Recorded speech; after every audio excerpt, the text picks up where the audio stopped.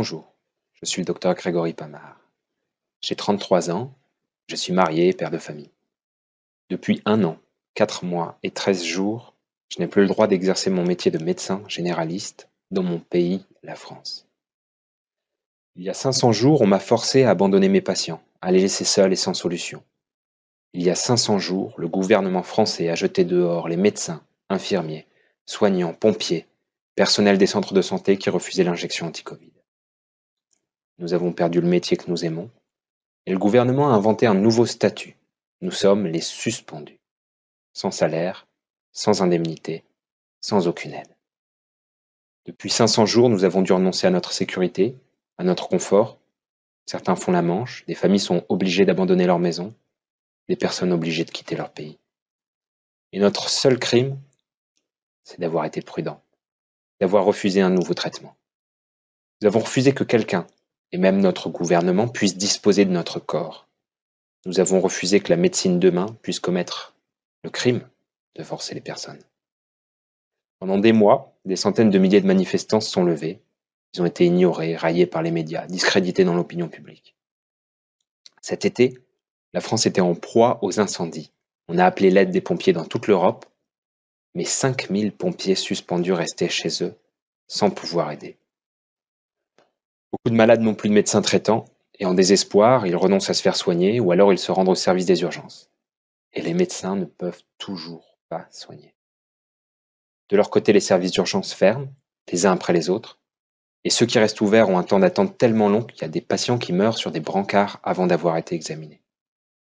Mais les non-vaccinés ne peuvent toujours pas retourner à leur poste. Ça, c'est la réalité en France, dans ce pays qui se vantait d'avoir le meilleur système de santé au monde. Aujourd'hui, le monde entier admet que la vaccination n'empêche pas de transmettre les virus, l'argument scientifique ne tient plus, et tous les pays au monde ont supprimé l'obligation. Mais non, pas tous. La France est le dernier pays qui conserve cette obligation vaccinale pour les métiers de la santé. Et cette exception française, nous la devons au président Macron, qui a annoncé, et là ce sont ses mots, « Les non-vaccinés, j'ai très envie de les emmerder. » Et donc, on va continuer à le faire, jusqu'au bout. C'est ça la stratégie.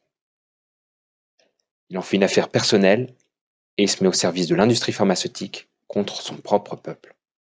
Le gouvernement ferme les yeux sur cette situation, et pire même, puisque récemment le gouvernement a fait de l'obstruction pour empêcher le Parlement d'abroger cette loi injuste. 500 jours déjà. 500 jours. Est-ce que je pourrais à nouveau exercer comme médecin dans mon pays? Je sais pas. Et en fait, j'ai peur de ce que la médecine devient. Et en fait, j'ai peur de ce que mon pays devient. Parce qu'il y a ce statut-là de suspendu qui permet à l'État de faire disparaître socialement n'importe qui pour ses idées. Aujourd'hui, c'est les soignants. Demain, les professeurs récalcitrants, les policiers, les juges. Alors c'est pour cette raison que je m'adresse à vous. Le gouvernement verrouille notre capacité d'action. Et si nous voulons que la cause soit entendue, on doit dépasser les frontières de notre pays. On doit informer et soulever massivement l'opinion publique internationale. Le monde doit dire à Emmanuel Macron et son gouvernement, vous ne pouvez pas piétiner la démocratie. Ceux qui donnent leur vie pour prendre soin des autres méritent mieux que cela. La santé, la liberté des Français méritent mieux que cela. La France ne peut pas devenir un État totalitaire. Le pays des droits de l'homme mérite mieux que cela.